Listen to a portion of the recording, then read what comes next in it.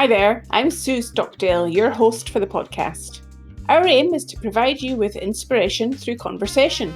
You won't find celebrities in this podcast, but you will find amazing people, including explorers, entrepreneurs, and environmentalists.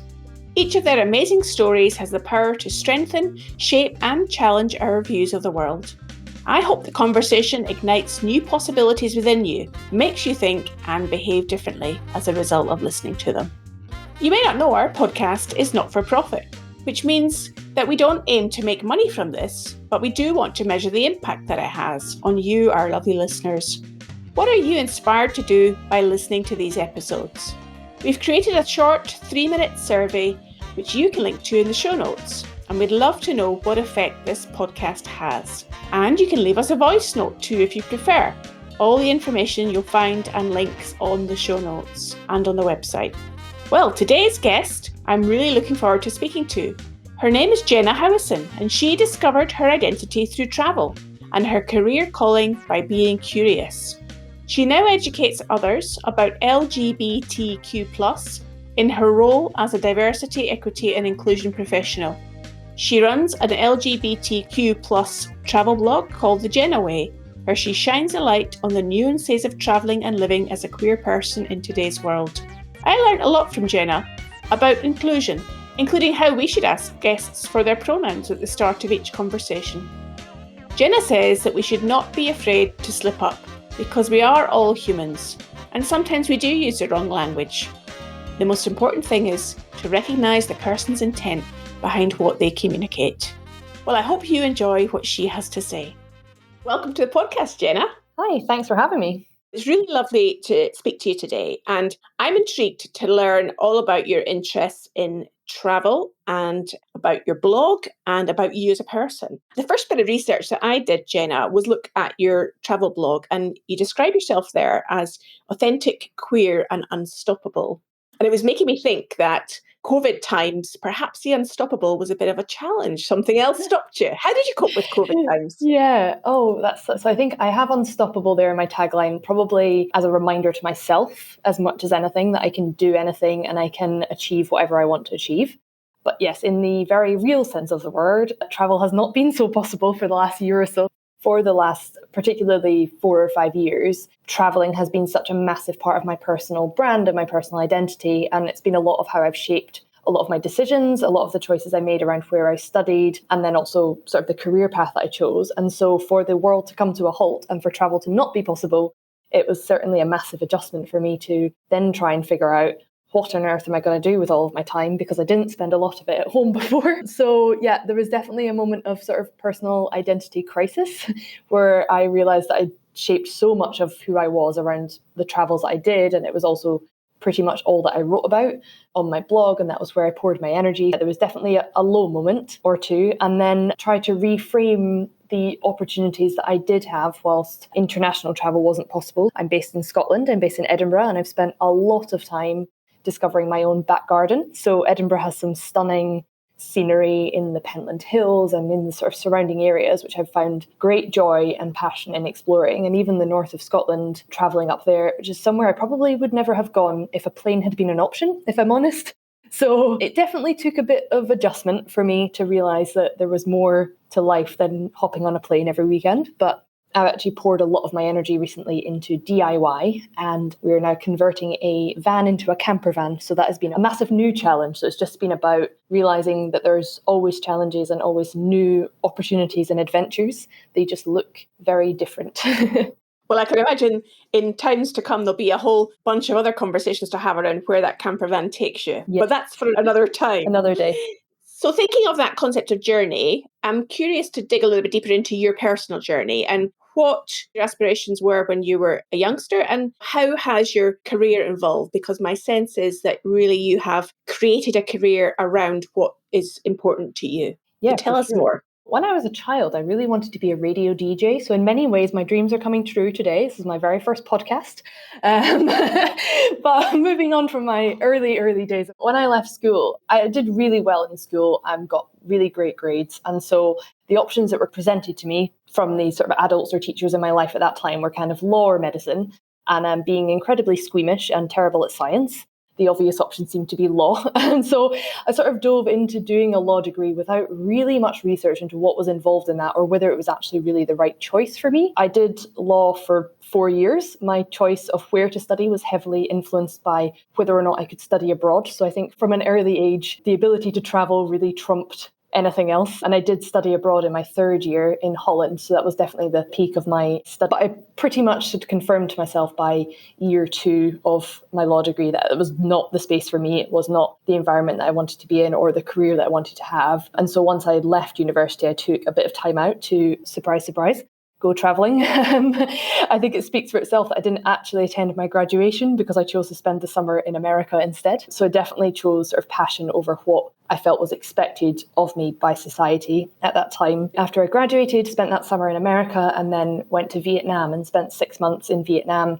teaching English, which I think is quite a classic sort of gap year style thing to do. Once I returned to Edinburgh, that was where I sort of thought, okay, now what am I doing? Because a lot of the friends I had studied with were deep into their law careers and getting jobs. So I thought, okay, I need a job. So I did a lot of temp work, just admin, very short-term work around Edinburgh. Kind of fell into a 6-week contract at a travel company. So it was an admin job, but at least it had that link to travel. So I thought, okay, I could do this for 6 weeks. And that role just kind of evolved and evolved into eventually becoming a permanent role. And I became a permanent member of the team in that organisation. The role was pretty far removed from my law degree, but it was at least in the sector that I had an interest in. And it was whilst I was there that I also was sort of in my personal life at the same time, I guess alongside that was coming to terms with myself a little bit more, starting to discover my own identity and including the fact that I was a member of the LGBT community. And so those two parts of my journey happened all very much at the same time. And as I became more and more comfortable in that organisation, that was when I started to sort of test the waters with close friends and colleagues about sort of sharing that part of my personal identity as well. And really the career that I'm in now kind of accidentally stemmed from there. It seems to me that journeying and travel and discovering new things is actually what you're putting into practice in your work life as well as your personal life. Would you agree with that? Yeah, for sure. I think I'm always open to new things, new experiences, new adventures, and discovering new bits about myself. I think travel brings so much opportunity to discover your identity, whatever that looks like, whether it's being LGBT or just other parts of your personality or hobbies. I also identify as an introvert, and I think that that's an interesting combination to be someone passionate about solo travel, but also very introverted. And so I think travel just gives that scope for discovery in the very literal sense of seeing new places around the world, but also self-discovery of learning more about yourself as well. Now, one of the words you just slipped into the conversation there, Jenna, was around solo travel. Yes. Because I'm imagining people might have assumed that you're traveling with others. For many people, that can be quite daunting. It can be quite a risk. How have you had the courage and the confidence to do that? I think I've always been a very independent person and I was raised to be confident. I also was raised with a brother, so I learned to stand my ground early on. And so I think that for me, I've just always had that mentality that you don't need someone else to be able to do something. You can do that for yourself. And that's really where my solo travel journeys began. I wasn't going to wait around at home for someone else to come with me before I got to see the world. I was going to do it and see who I met along the way and see what happened along the way. So I guess my first big solo travel adventure would have been my year abroad, where there was a stability and structure around it because, you were going to another university. There was kind of framework in place for support. And then as I grew more confident in my traveling, I started to do it really off my own back and going completely solo, booking my own flights, choosing where I was going to go. And I just found that that was such a freeing experience to have complete control and autonomy over where I went, what I did, when I ate, where I chose to visit, the whole thing. It was such a freeing experience and so empowering as well. So that's actually where my travel blog came from originally. It was not intended to be about speaking about LGBT travel. It was really, I started the blog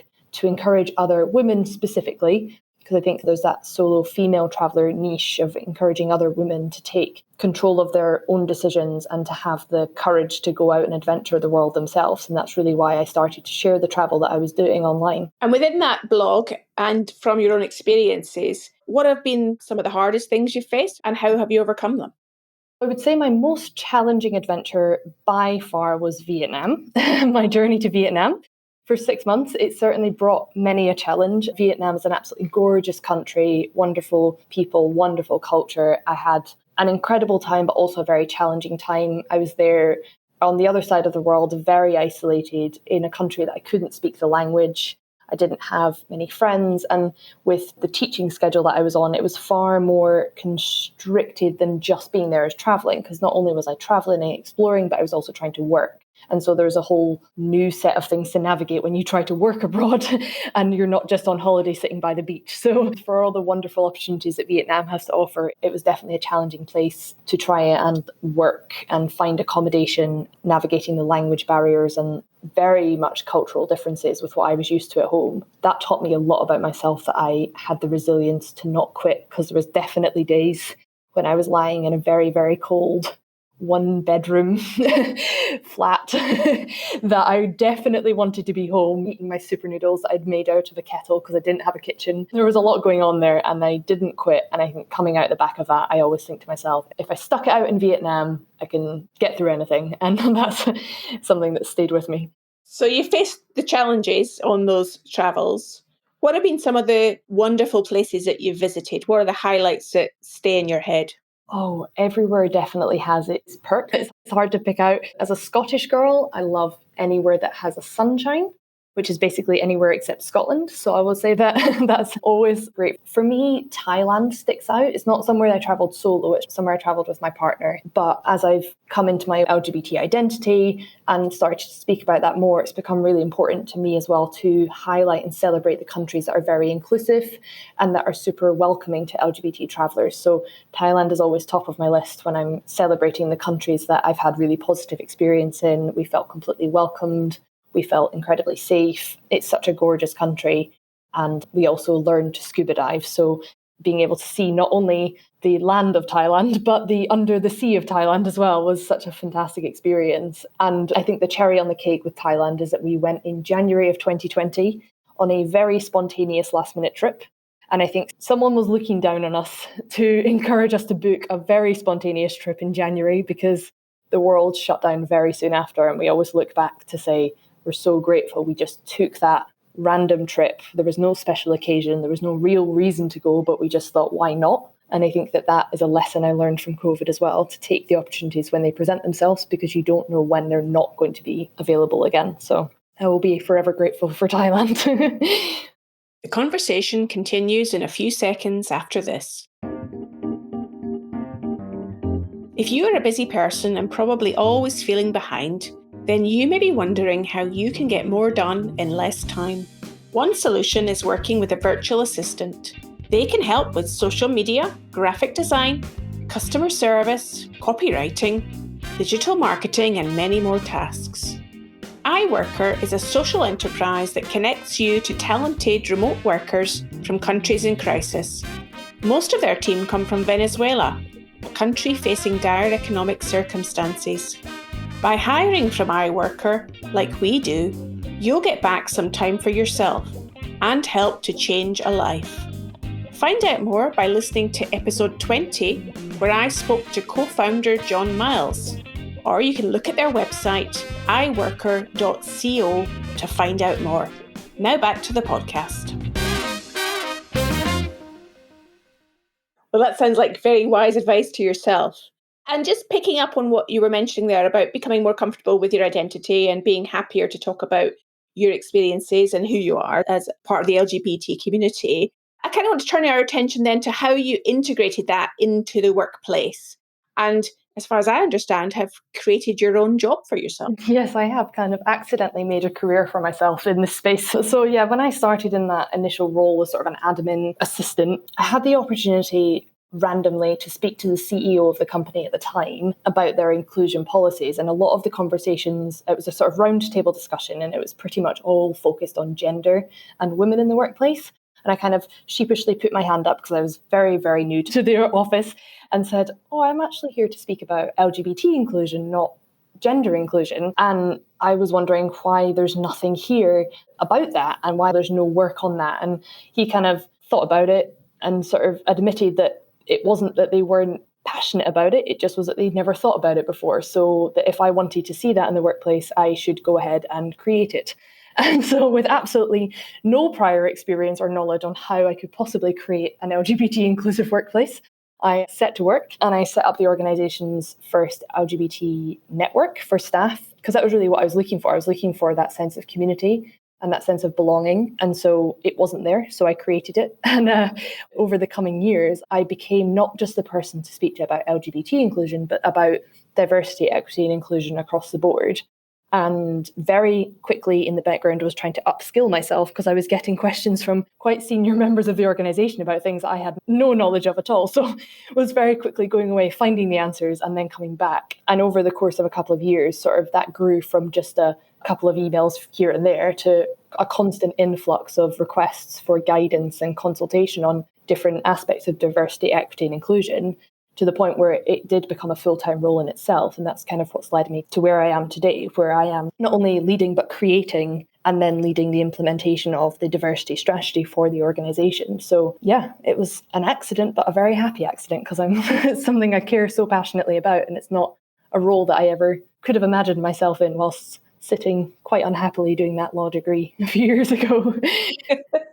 So you created the ideal job for yourself through really following your interests and being prepared to back yourself in a way and going and learning more about diversity, equity, and inclusion to help implement that in the workplace. I'm wondering, were there any things from your law degree and the things you learned during that experience that you were able to draw upon that have helped you to be effective in the workplace today? Yeah, I think although I sort of joke about not loving the topic and it not being a career path that I wanted to follow, there was definitely a number of skills that have been useful to me. I think thinking analytically, being able to structure an argument, being able to structure a proposition, particularly at the point where creating a job spec for myself and then presenting that back to the organization, that really requires quite a lot of courage in your convictions and courage in yourself and presenting your side of a perspective and sticking by that. So for sure, that comes in very handy. And I probably use it more than I realize. And I think also that analytical piece, so much of what we do is data driven and it's founded in fact. There's a lot of storytelling, there's a lot of anecdote, but at the end of the day, it sort of does come down to facts and being able to propose those in sort of a structured manner. So that definitely comes in handy from time to time. And how do you measure your success of your achievements within that organisation to date? A very interesting question. I think it's the $1 million question. If anyone's listening and knows exactly how to measure success in DEI, I would love to hear it. I think it's the one that everyone's trying to tackle because it's so challenging to measure something that's so holistic, something like an inclusive culture or the feeling of belonging, to measure that down to like one very specific statistic or data point. And so for me, it's kind of looking across the board at a number of different data points and sort of slow progress over time, rather than having sort of a tick box, yep, we've done it. For me, diversity, equity, and inclusion, it's a journey. We're back to sort of the journey analogy again, but it is an ongoing journey. It's ongoing progress. It's not something that has an end goal. I guess the end goal would be to do myself out of a job. So I guess ultimate success would be the role that I'm in is no longer required. But whilst we're sort of on that journey, it's just about constantly adapting, changing to new language, changing to new legal guidance that comes out, policies, changing behavior, and then also adapting to the outside environment as well. So I don't think there's one marker of success, but more just sort of reviewing it as a whole and the experience that people within the organization are having and whether that's positive and they feel included or not. I guess from what you're saying is you're pointing to the difficulties and the challenges that any organisation has in measuring success and impact within the organisation. I'm wondering also about you personally. You've created a job out of nothing, would be fair to say. It didn't exist before. And you, like many other people, can find it challenging to measure the impact and the effectiveness within the organisation. And yet each of us has to keep motivated on a daily basis. So I'm wondering if you ever look back and reflect and think about what your own personal measures of success are. Yeah, I think I don't do that enough, but it's definitely something that we should all do a lot more of. For me, a massive point of reflection this year was Pride Month. So Pride Month every year falls in June for most countries. And it always, for me, is quite a milestone of looking back on the previous years and where I was for Pride Month the year before. So whilst diversity, equity, and inclusion across the board is a lot more than just LGBT inclusion, with my blog and with my niche and my personal experiences, Pride has always been kind of a marker of, oh, wow, here's where I was 1 year ago at Pride or 5 years ago at Pride. And so if I think back to 5 or 6 years ago, I attended Edinburgh Pride by myself. I got a bus into town and I just went and I stood on the sidelines and I just watched because I was like, this is very new to me. I don't know what this is going to be like. Fast forward a year, I was there with 3 other colleagues from the organisation because I'd roped 3 people into coming along with me and volunteering on behalf of a charity. The year after that, we were there as an organisation of maybe 20 or so people. The year after that, we had staff from 4 or 5 offices globally attending their local prides on behalf of the organisation. Then last year, I actually hosted a Pride webinar because, the world shut down. And so that in-person attendance wasn't possible, but we reached over 300 people around the world discussing the intersection of LGBT travel and the LGBT identity. And so Pride for me is always that marker of, oh, where was I a year ago, 2 years ago, 3 years ago, and where am I now? And I think that I should probably do better at marking that more than once a year. But for me, Pride is always that moment of reflection of how far I've come and how confident I am now in speaking about it. Because this year it was the first time I spoke out to other organisations and educated other organisations on how to be inclusive and the importance of LGBT inclusion. So kind of moved from being the learner into educating others as well. So that was a big step. Well, that's just a lovely example of the journey that you've made for yourself and one way of measuring success and impact that you've had and reflecting back on it. For any of our listeners that perhaps want to create a more inclusive and diverse workplace or community, whatever way they're engaging with others, but they, perhaps like you at the outset, are a little bit nervous, they don't quite know where to start, even just thinking about what language to use, let alone anything else. What would be some of the things that you've learned along the way that would maybe be helpful for them to take that first step? Yeah, I think it's not being afraid to fail because it's not something you're always going to get correct, and understanding that everybody is human. So we're not all perfect. Sometimes we're going to slip up. Sometimes we're going to use the wrong language. But for me, it's always intent over anything else. So you can always tell when someone is approaching something with the right intention, even if you use the wrong language or you slip up and say a word that's perhaps not as inclusive as it could be, the intention always shines through. And so just trying to be as inclusive as possible is always the best place to start. And also just self-education. There's a lot of pressure on minority groups, whether it's in the LGBT space or ethnicity or disability, to educate everybody on that experience. And so if you want to be an ally, it's taking that time to educate yourself, listen to podcasts or watch TED Talks or read books or watch films, whatever sort of format you prefer to be educated in. Taking the time to self-educate takes the pressure off those minority communities that are already under a lot of pressure to do that educating themselves, or seek out people who are actively trying to educate. So I'm happy to educate. I've put myself out there. I think that's very different to asking a colleague who's maybe not offered up that information about themselves to take on the onus of educating you. So yeah, I would say don't be afraid to fail, intent first, and self-educate and seek out those resources for yourself. Well, I think so far you've given us a lovely example of those 3 words that we started with, authentic, queer and unstoppable, and how you've described your experience to date, Jenna. And I'm delighted that you're also willing and offering to educate any of our listeners who want to learn more. One of the things I'll put to you, and not for necessarily answering now, and I'll be interested if you will be willing to have a conversation with us offline about this, is one of the things we try to do on the podcast is to be inclusive. And we always seek to have diverse guests that we're interviewing and having conversations with. So maybe you can cast your expert eye over our strategy and see if we can learn something from you as well.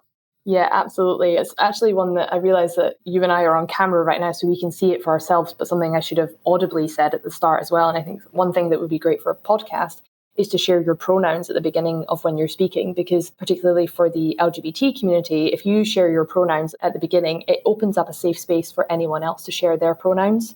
And so it's a super simple thing to do if you're comfortable doing it, to share your pronouns. So my pronouns are she and her. And that just creates that space for anyone that you might be speaking to who might have pronouns that are not obvious or that you might not have assumed, to be able to share those back with you. And so that's definitely a practice I always try and stick to. And I think I've slipped up today because they're on our screen so we can see them, but the rest of the listeners can't see them. So that's definitely one that I would always encourage people to try and practice. Well, that's brilliant. We're learning something already, and we can include that in the future with our recordings. Thank you for that one, Jenna. Problem. So if people want to find out more about the things that you've learned and to learn more about you and your travels and your work, how might they do that on social media? So I'm very active on social media along with my blog, on Instagram mainly at the Jenna Way. So that was a name that I was, I guess that's a little bit of my journey, the Jenna Way. And that's where I am on Instagram. I speak a lot about being LGBT and my travels over there. And you get a little bit of insight into our van building as well as a bonus. And then on LinkedIn, I share more around the professional side of inclusion in the workplace. And I'm Jenna Howieson on LinkedIn. And then my blog is also thejennaway.com. And that's kind of a combination of my travel, LGBT inclusion, and sort of wider diversity, equity, and inclusion topics as well. So those are my three main things. I'm pretty much the Jenna Way everywhere. And if there was one piece of advice that you would want to give yourself, if you look back at the 16-year-old Jenna and was to give her some advice, what would you say to her? Oh, I think I would definitely tell her not to worry about what other people think. I definitely wasn't someone that was popular in high school. I didn't really fit in. But I think that by staying true to myself, staying independent and staying authentic, so that word again, it's led me to where I am today. And if I had spent more energy trying to fit in, I definitely wouldn't have followed the journey that I did and taken so many solo adventures and been ready to speak up for myself. So stay true to yourself and just follow what you're passionate about and don't worry too much about what other people are thinking, because it will work out in the end. Well, that's a wonderful way to end our conversation today, Jenna. You've given us a lot to think about. You've given us some very practical tips and some wonderful stories to illustrate your journey. So thank you so much for taking the time to have a conversation with us today. Thank you so much. It was great to chat to you. So I hope you were inspired and educated by Jenna's messages. It made me think about how we can be more inclusive on the podcast. You'll find transcriptions of this and all the other episodes on the website, accesstoinspiration.org. Why not look us up on social media? We're on LinkedIn, Instagram, Facebook, and Twitter. And before I go, remember to take our impact survey or leave us a voice note about the impact that this podcast has had on you. You'll find details on the show notes and the website. Next time, I'll be speaking to Ronald Paredes, an artist and graphic designer from Caracas, whose aim is to help others rediscover their creativity. I hope you will join us then.